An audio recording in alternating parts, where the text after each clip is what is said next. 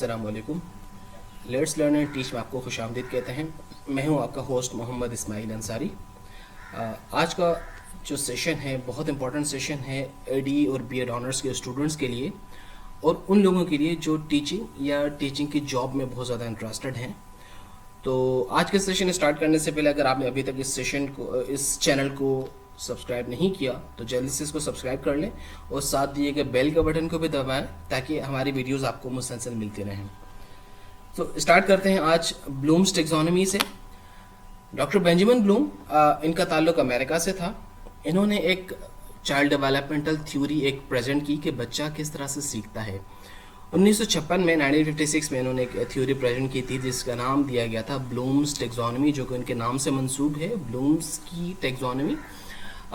इस टेक्सोनॉमी में, इस थ्योरी में उन्होंने बच्चे की लर्निंग को, कि बच्चा किस तरह से लर्निंग हासिल करता है, किस तरह से चीज़ों को सीखता है, 3 डिफरेंट एरियाज में डिस्ट्रीब्यूट किया था। पहले एरिया का नाम दिया गया था कॉग्निटिव, मतलब जो कि उनके दिमाग से, बच्चे के दिमाग से, ब्रेन से ताल्लुक़ रखती है।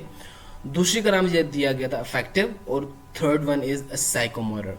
मतलब हम इसको 3H के नाम से भी हम इसको अंडरस्टैंड कर सकते हैं। Mean cognitive is your head, affective is your hand, heart, and psychomotor is your hand. आपका हाथ, दिल और दिमाग, इन चीज़ों से जब हम अपनी लर्निंग को डिप्लॉय करते हैं तो बच्चा बहुत इफेक्टिवली सीख सकता है। तो आज पहले सेशन में हम सीखेंगे कि कॉग्निटिव डेवलपमेंट जो एक एरिया है ब्लूम टेक्सोनॉमी के हिसाब से, उसमें बच्चा किस तरह से लर्निंग हासिल करता है। इस थ्योरी को थ्योरी ऑफ हायरार्की भी कहा जाता है। 3 डिफरेंट डोमेन्स में बच्चा जब लर्निंग हासिल करता है, from lower order to the higher order जब जाता है तो उसके डिफरेंट लेवल्स हैं।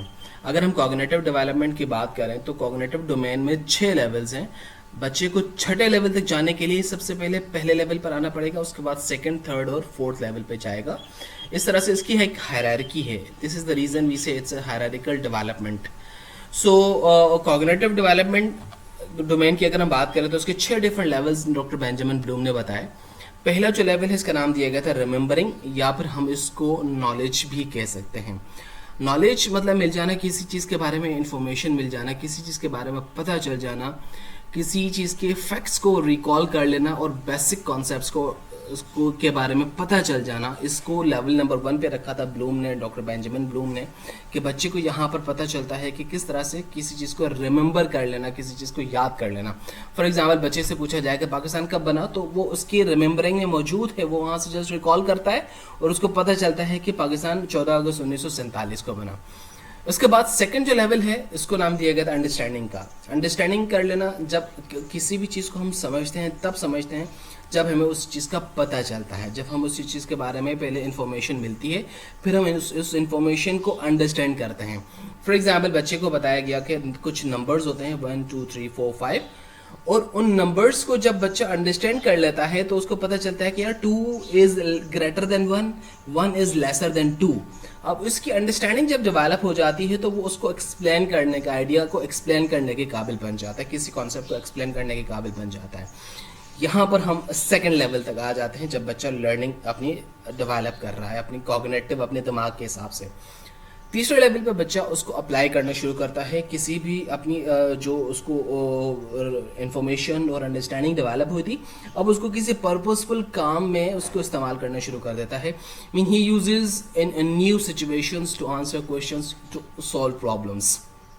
फॉर एग्जाम्पल बच्चे को सवाल दिया गया था 2 + 1। अब पहले लेवल पे उसको पता चला कि 1 और 2 कुछ नंबर्स होते हैं, फिर उसको पता चला कि 2 is greater than 1, 1 is lesser than 2। फिर उसने क्या किया, 2 + 1 उसके दरमियान में कोई ऑपरेशन परफॉर्म किया, एक अप्लाई किया, तो उसको आंसर मिल गया कि 3।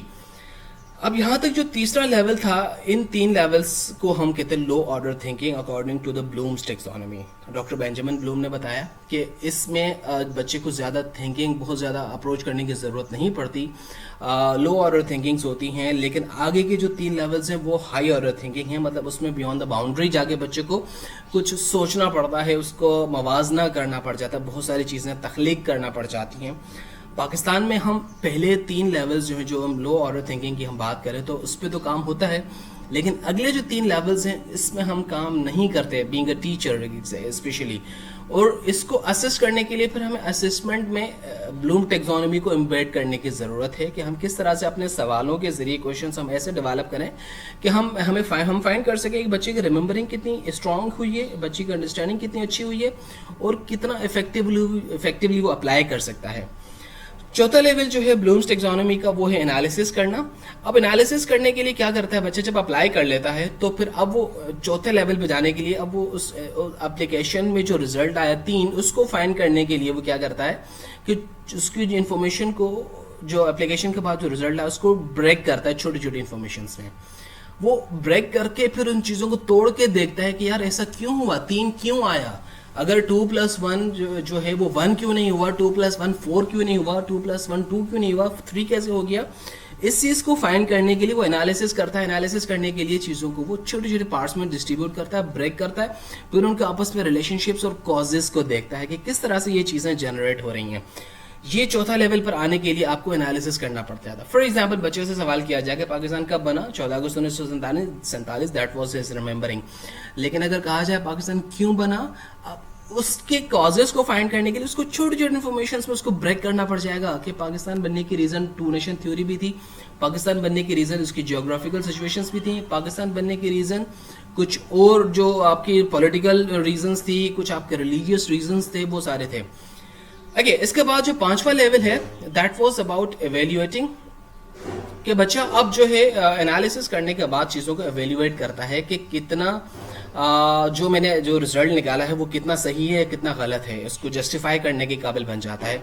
और छठे लेवल पर आकर इन चीज़ों को क्रिएट करना शुरू कर देता है कि अब मैं अपनी अंडरस्टैंडिंग के हिसाब से मैं चीज़ों को किस तरह से क्रिएट कर सकता हूँ, किस तरह से न्यू कोई प्रोडक्शन में दे सकता हूँ, कोई नई इन्फॉर्मेशन में बना सकता हूँ।